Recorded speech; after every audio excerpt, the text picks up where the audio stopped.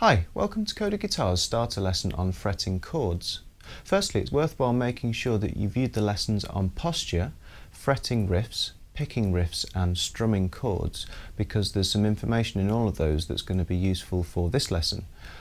Now basically, we're just going to be looking at fretting open chords, which are often put together in sequences, which are then used in different sections of songs, which could sound a little bit like this.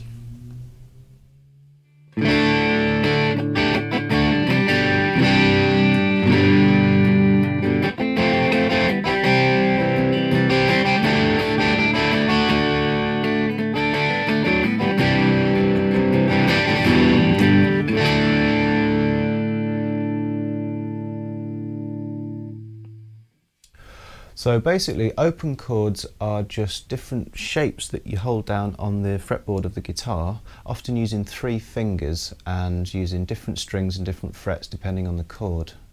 And these are generally played around the first 3 frets, so it might sound a little bit like this. So they're called open chords because they contain open strings within the shape, because you strum through the fretted strings and also some open strings as well. Now we're just going to be starting off looking at 1-fingered chords to start with, just to make sure you can play them properly, and we're going to be building up to 3-fingered chords. So to chords is pretty similar to what was covered in the fretting riffs technique exercise lesson.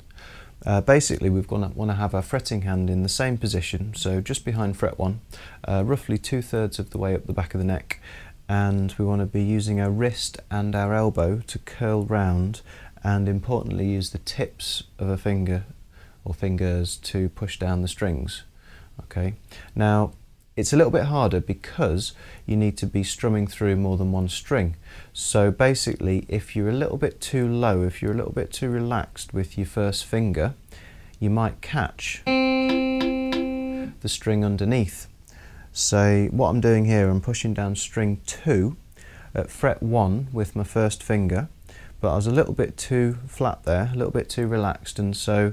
I could hear string 2 but I couldn't hear string 1, so I just need to lift my finger up a little bit more, so I'm using my elbow there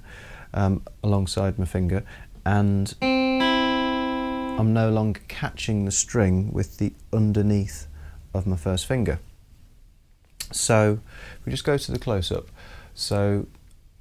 the joins